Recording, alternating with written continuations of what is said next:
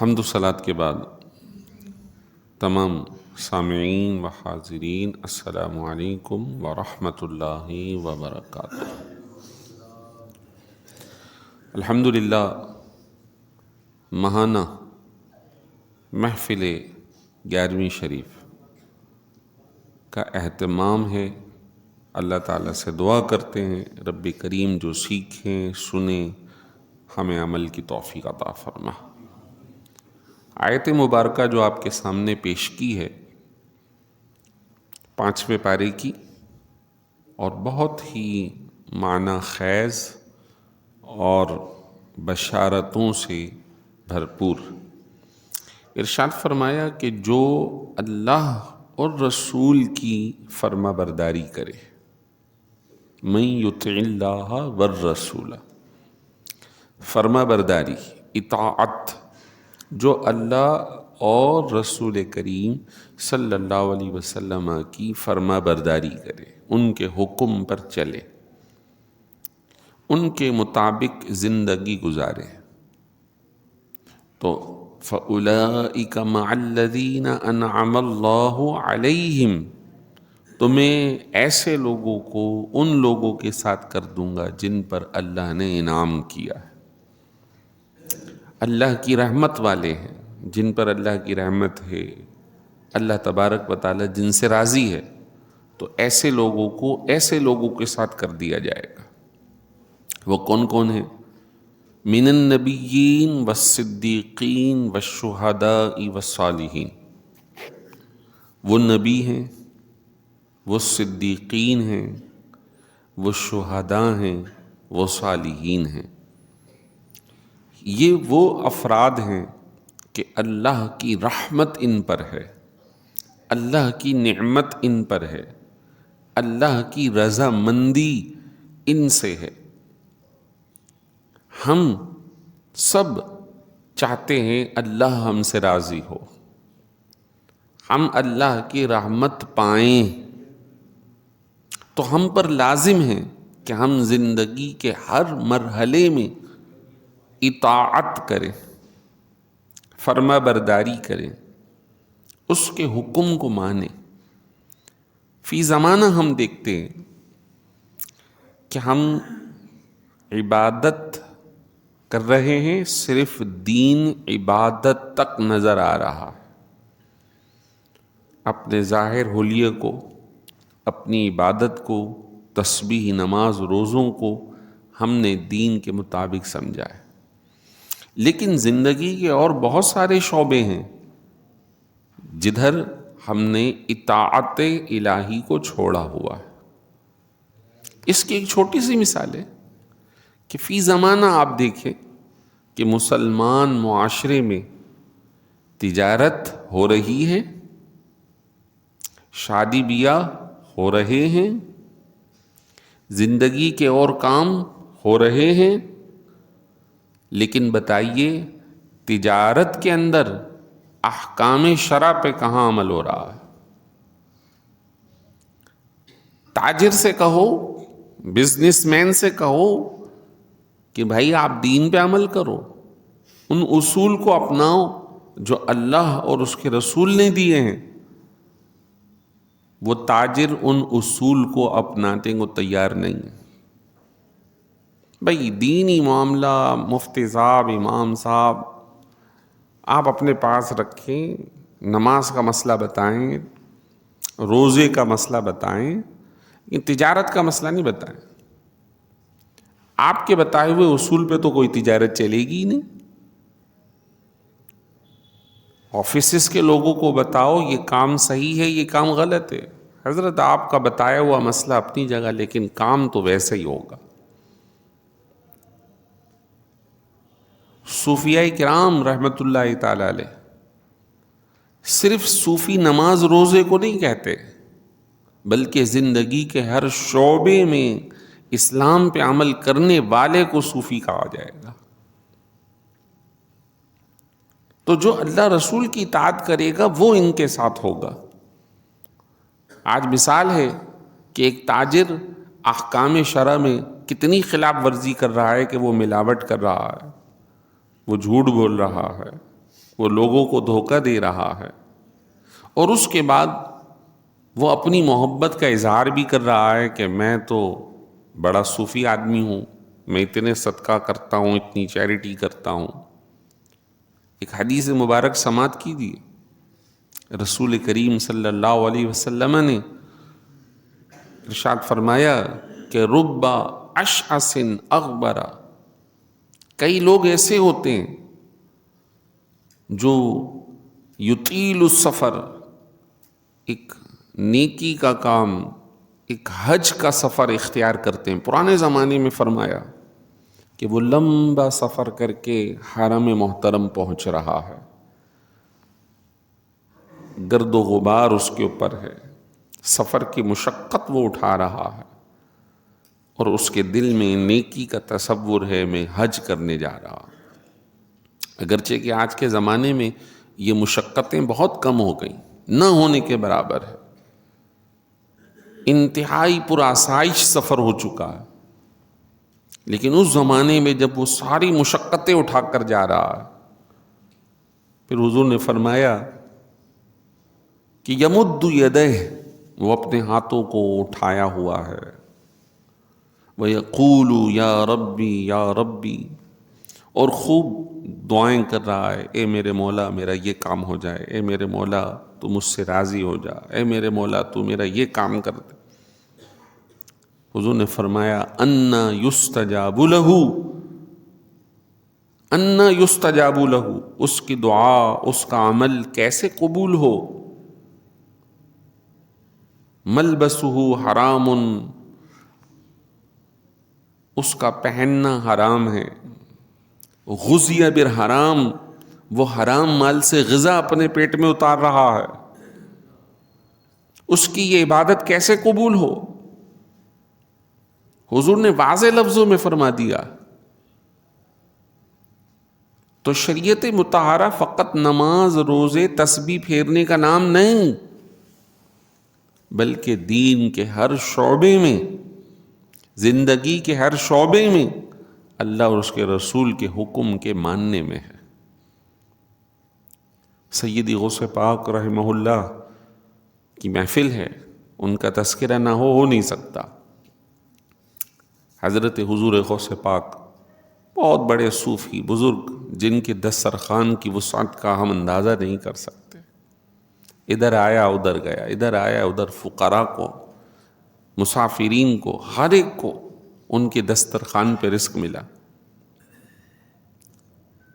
ایک مرتبہ منصور، خلیفہ منصور، جو کہ عباسی سلطنت کے اندر فرما روائے سلطنت تھا، اور بغداد مرکز تھا اسلامی سلطنت کا، تو آپ اندازہ کر سکتے ہیں کتنی بڑی اسلامی جو ہے وہ سلطنت تھی۔ اس کا ایک عباسی خلیفہ آپ کے پاس آیا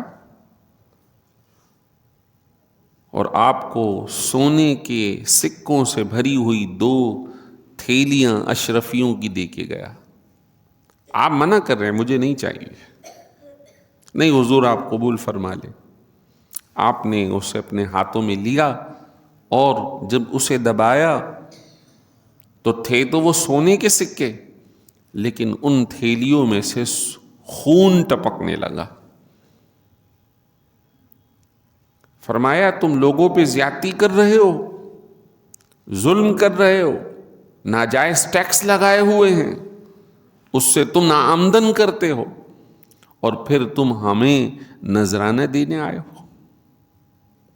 تم خاندان اہل بیت کے نہ ہوتے، عباسی نہ ہوتے، خاندان اہل بیت سے تعلق ہے۔ اگر تمہارا خاندان اہل بیت سے تعلق میرے پیش نظر نہ ہوتا، میں اس کو اتنا نچوڑتا کہ یہ خون تمہارے گھر اور محل تک پہنچ جاتا، سر عام ہوتا، لوگ تمہارے اس رویے کو دیکھتے کہ تم کر کیا رہے ہو۔ معلوم یہ ہوا کہ کسی کا خاندان، ذات پات، یہ معاملہ الگ ہے۔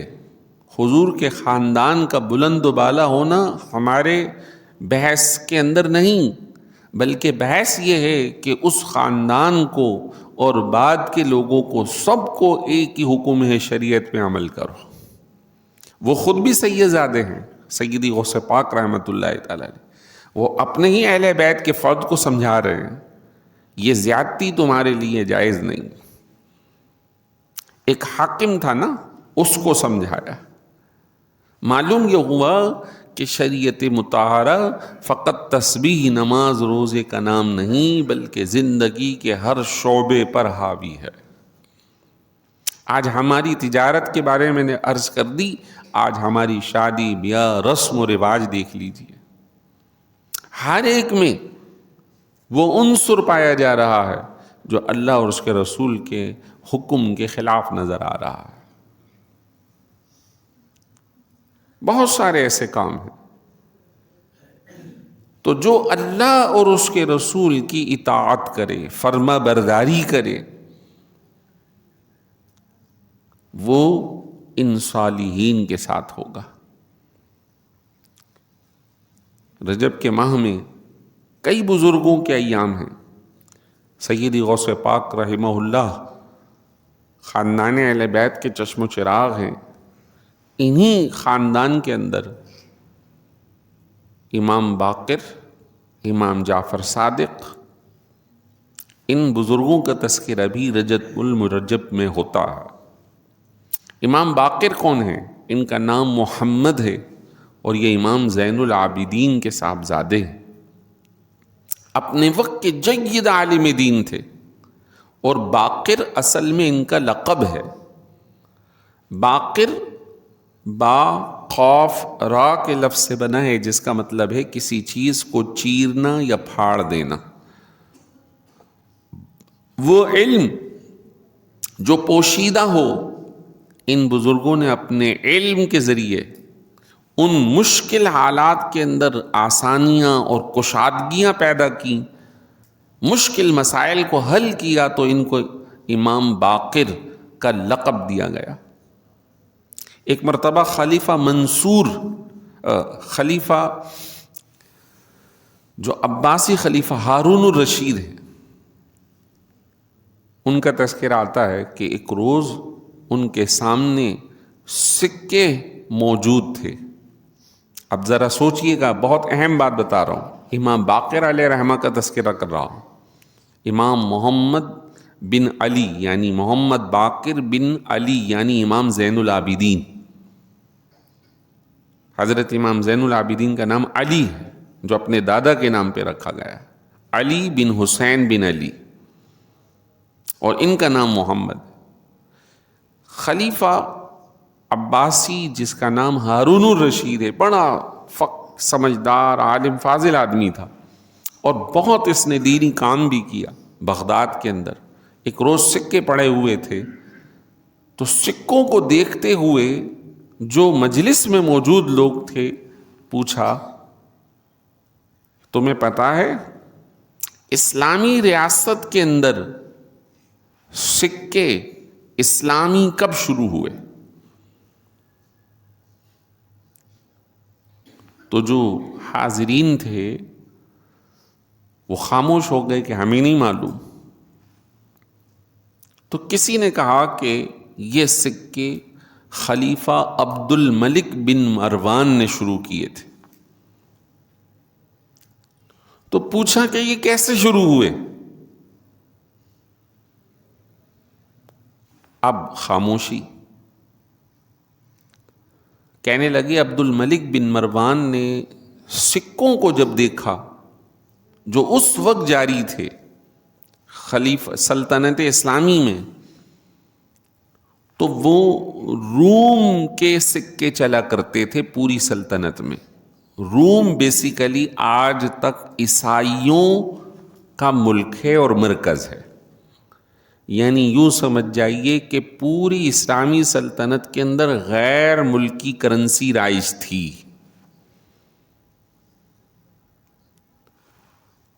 اس کے اوپر کچھ عبارت لکھی ہوئی تھی جو کہ رومیوں کی زبان میں تھی۔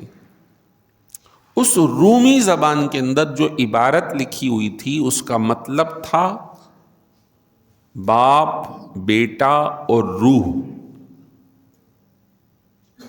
یہ تین لفظ ان کے نظریے اور عقیدے کو بتاتے ہیں. باپ سے مراد اللہ، بیٹے سے مراد حضرت عیسیٰ، اور روح، ان دونوں کے درمیان ایک مشترکہ کنیکشن.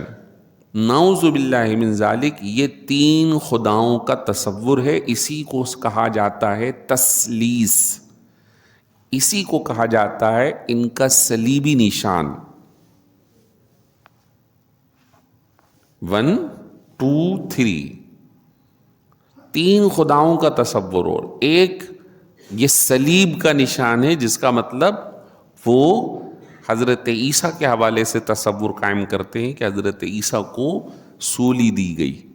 لیکن قرآن نے جس بات کو کہا ہے وہ تین خداؤں کا کانسیپٹ ہے. یا اہل الکتاب لا تغلوا فی دینکم ولا تقولوا ثلاثہ، اے اہل کتاب دین کے اندر غلو اور اضافہ بند کرو، مت کہو تین خدا ہیں. انما الہکم الہ واحد، تمہارا خدا، تمہارا معبود تو ایک اللہ عز و جل.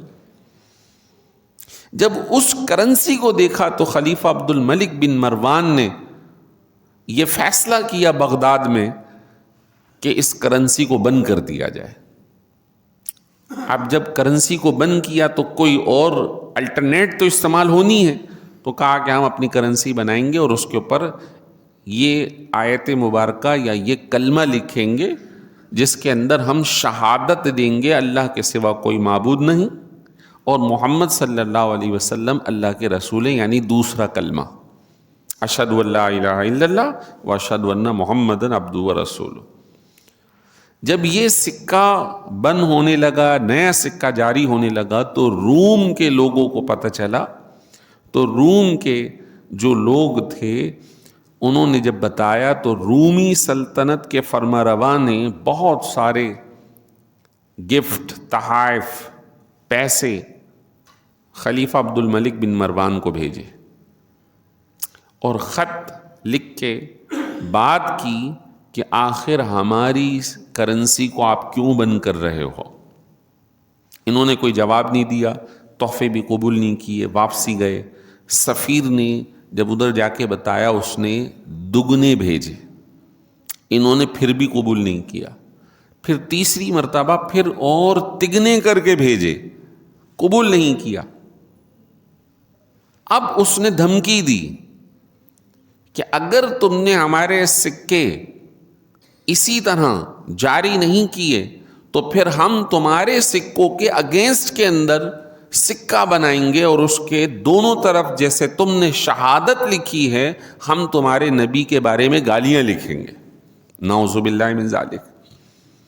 اب یہ پریشان خلیفہ عبد الملک بن مروان تو ایسے موقع پہ پریشانی کے عالم میں ایک صاحب ہیں، انہوں نے کہا کہ آپ اس قدر پریشان ہوں لیکن اہل بیت اطہار کے نامور عالم، خاندان رسول کے چشم و چراغ محمد باقر یعنی امام باقر رحمت اللہ تعالی علیہ سے تم مشورہ نہیں کر رہے، تم انہیں صرف نظر کر رہے ہو، تمہیں چاہیے کہ تم ان سے مشورہ لو. اب یہ بغداد میں ہیں اور امام باقر رحمت اللہ تعالی علیہ مدینہ پاک میں. امام باقر کو مدینہ پاک اطلاع دی گئی، یہاں سفیر کو روک لیا گیا. اب زمانے میں انٹرنیٹ وغیرہ تو نہیں تھا، سفیر واپسی جائے گا تو بات کرے گا. اس کو روک لیا، کہا جب تک ہم جواب نہیں دیتے تمہیں جانے کی اجازت نہیں. ادھر ان کو بلایا اور مسئلے کو پیش کیا کہ میں یوں پریشان ہوں کہ اگر ہم نے سکہ جاری کیا اور اس کے مقابلے میں انہوں نے نعوذ باللہ حضور کی شان میں بے ادبی والا سکہ جاری کیا تو کیا کریں گے، اور پورے ہمارے علاقے کے اندر انہی کی کرنسی رائج ہے. تو امام باقر رحمت اللہ تعالی علیہ نے فرمایا اس سفیر کو سب سے پہلے تو جانے نہ دو، نمبر 2 اپنا سکہ ڈھالو، اس کے اوپر اپنی اسلامی شاعر لکھو، اور لکھنے کے بعد وہ سکے اس قدر ہوں کہ پوری ریاست کے اندر ہر جگہ جہاں جہاں اسلامی سلطنت ہے وہاں آپ کا سکہ جاری ہو جائے. نمبر 2 پابندی لگا دی جائے کہ رومی کرنسی سے آئندہ کوئی بھی کام نہیں کرے گا، اور جو کرے گا اسے قتل کر دیا جائے گا، یعنی سخت ترین آرڈر جاری کرے۔ اب جب یہ کام ہوا اور پورے علاقوں کے اندر کرنسی اسلامک جاری ہو گئی اور رومی کرنسی کا ٹوٹل بائیکاٹ ہو گیا، تو روم والوں کے تو ہاتھ پاؤں ہل گئے کہ ان کی کرنسی ایک تو نمبر 1 ڈاؤن ہو گئی، اور نمبر 2 ان کی کرنسی کو کوئی پوچھ نہیں رہا۔ اب کسی نے کہا کہ تم کرنسی اپنی دوسری بناؤ اور اسلامی لوگوں کو بھیجو، تو وہ روم کا جو سربراہ تھا کہنے لگا کہ ان کو مشورہ دینے والے نے اتنا سخت مشورہ دیا ہے کہ ہماری کرنسی کا تو بائیکاٹ ہو گیا، ہم چھاپ بھی دیں تو وہ اس کا استعمال نہیں ہوگا، اور جو ہمارے یہاں ہیں اس کے اندر اس کی ضرورت نہیں ہے۔ اس طرح امام باقر رحمۃ اللہ تعالی علیہ نے جو مشورہ دیا تو اسلامی سلطنت کے اندر ایک تبدیلی واقع ہو گئی، اور پورا علاقہ اپنی کرنسی پہ قائم ہو گیا، اور جو غیر مسلموں کا ایک اثر و رسوخ تھا وہ بھی ختم ہو کر رہ گیا۔ آج دیکھیے کہ غیر مسلموں کا اہم ترین حربہ ہے کہ وہ اپنی کرنسی میں ہمیں جکڑے ہوئے ہیں، اسلامی ممالک کو جکڑے ہوئے ہیں، اور جہاں اسلامی ممالک جمع ہو کر اپنی کرنسی جاری کرنے کی کوشش کرتے ہیں، وہیں سے کوئی فتنہ اور فساد جاری کر دیا جاتا ہے۔ یہ تھے امام باقر رحمۃ اللہ تعالی علیہ، جن کے ایک فیصلے نے مملکتوں کے مسائل کو حل کر دیا تھا۔ انہی کے صاحبزادے امام جعفر صادق رحمۃ اللہ تعالی علیہ، ان کے یوم بھی انہی رجب المرجب میں آتے۔ امام جعفر اللہ اکبر علم کے مخزن تھے، علم کے خزانہ تھے، بڑے بڑے فقیہ بزرگ ان سے پڑھنے میں، ان سے سیکھنے میں اپنے لیے سعادت سمجھتے تھے۔ آج ہم سب حنفی مسلک کے مطابق عمل کرتے ہیں، امام اعظم ابو حنیفہ کو اپنا سربراہ مانتے ہیں۔ امام اعظم ابو حنیفہ کے یہ الفاظ سونے سے لکھنے والے ہیں۔ انہوں نے فرمایا کہ لولا السنتان لہلک النعمان، اگر امام جعفر صادق کی تربیت میں 2 سال میں نے پڑھا نہ ہوتا، سیکھا نہ ہوتا، تو نعمان بن ثابت تو کب کا ہلاک ہو چکا ہوتا۔ آج میں زندہ ہوں تو امام جعفر صادق کے بدولت زندہ ہوں۔ اللہ اکبر، ان کا نام ہے تو اس امام کی تربیت کی وجہ سے نام ہے۔ امام جعفر صادق رحمۃ اللہ تعالی علیہ کے شاگرد امام مالک تھے۔ احادیث کی جتنی بھی کتابیں ہیں، ان کتابوں میں سب سے پہلی کتاب امام مالک رحمۃ اللہ تعالی علیہ نے مدینہ پاک میں لکھی، اور وہ شاگرد تھے امام جعفر صادق رحمۃ اللہ تعالی علیہ کے۔ یاد رکھیے، جیسے میں نے شروع میں آغاز میں یہ بات کہی کہ جو اللہ اور اس کے رسول کی اطاعت کرے گا وہ صالحین کے ساتھ ہوگا۔ آج ان بزرگوں کو، ان کی سیرت کو ہم نے پڑھا نہیں، ہم نے چھوڑ دیا، ان کے طریقوں کو چھوڑ دیا، اور ہم دنیا میں مصروف ہیں، دنیا کے کاموں میں مصروف ہیں، صالحین کو چھوڑ کر غیر صالح لوگوں کے پیچھے چل رہے ہیں۔ جیسے میں نے عرض کیا کہ اطاعت میں اللہ اور اس کے رسول، فرض اور سنت دونوں پیرالل ہے، ساتھ ساتھ ہیں۔ آپ یہ سوچیں کہ فرض کو اختیار کریں اور سنت کو چھوڑ دیں۔ میں نے پچھلی 11ویں شریف میں موضوع ہی یہی رکھا تھا، اتباع سنت، کہ آج فرض کو لوگ بسا اوقات دیکھ رہے ہیں، بھائی 4 فرض پڑھ لو، سنتیں چھوڑو، فرض ادا کر لو، سنتیں چھوڑو۔ نہیں، بزرگوں کے یہاں سنت پہ عمل درآمد کرنا ہی اس کی روشنی اور نورانیت کا باعث ہے۔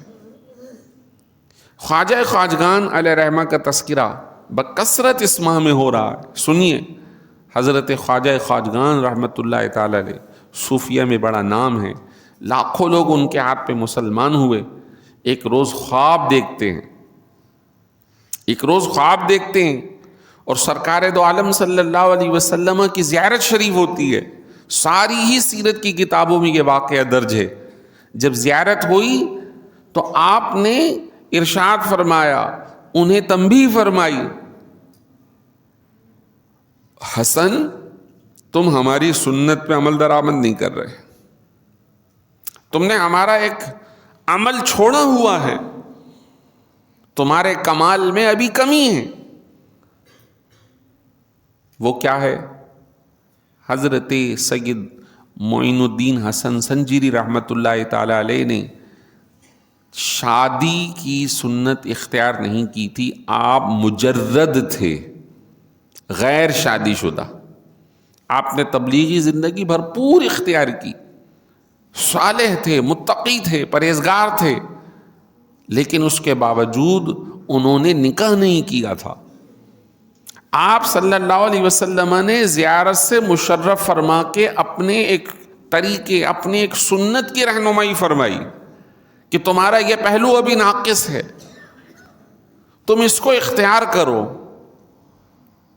اور پھر حضرت سیدنا معین الدین حسن سنجری رحمۃ اللہ علیہ خواجہ خواجگان نے حضور کے خواب اور آپ کے فرمان کے بعد یہ ارادہ کر لیا کہ یہ ایک سنت، یہ ایک طریقہ مجھ سے رہ رہا ہے، میں اس کو پورا کروں گا۔ اور پھر آپ نے شادی کی، اور عمر آپ کی کوئی 50 سے اوپر تھی لگ بھگ، لیکن جب خواب زیارت ہوئی ہے تو آپ نے شادی کی، اور پھر اللہ نے اولاد سے بھی نوازا، اور پھر ان اولاد کے ذریعے اللہ نے خواجہ خواجگان کے سلسلے کو آگے بھی بڑھایا۔ آپ اندازہ کریں کہ ایک وقت کا صوفی ہے، ایک وقت کا امام ہے، ایک متقی پرہیزگار ہے، لاکھوں لوگ اس کے ہاتھ کے اوپر مسلمان ہو رہے ہیں، توبہ تائب کر رہے ہیں، لیکن اس کی رہنمائی ہو رہی ہے کہ تم نے سنت چھوڑ دی ہے۔ آج لوگ سنت مبارکہ کو، رسول پاک صلی اللہ علیہ وسلم کے طریقے کو، آپ کے عمل کو لاپرواہی سے گزار رہے ہیں، اور سمجھتے ہیں کہ اس کو چھوڑ کر ہم بلندیاں پالیں گے۔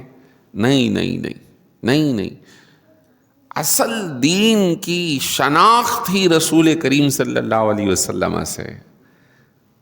اللہ نے فرمایا ہے کہ تمہارے لیے ان کی زندگی میں بہترین مثل اور آئیڈیل ہے، ان کی زندگی میں نمونہ ہے، تم ان کی زندگی کو اپناؤ، اس کو فالو کرو۔ جو اللہ رسول کی اطاعت کرے گا، اللہ تبارک و تعالیٰ اسے صالحین کے ساتھ کر دے گا۔ خود بھی عمل کریں، دوسروں کو بھی سمجھائیں، دوسروں کو بھی بتائیں۔ یہ زندگی کا حصہ ہے، امت مسلمہ کو یہ منصب دیا گیا ہے، خود بھی عمل کریں، دوسروں کو بھی عمل کی ترغیب دیں۔ الحمدللہ آج درس کا جو مقصد تھا کہ میں صالحین کا تذکرہ کر کے ترغیب عمل کروں، وہ میں نے آپ تک پہنچایا۔ دعا کرتا ہوں اللہ تعالیٰ مجھے بھی عمل کی توفیق عطا فرمائے، آپ حضرات کو بھی اللہ عمل کی توفیق عطا فرمائے۔ وآخر دعوانا ان الحمد للہ رب العالمین۔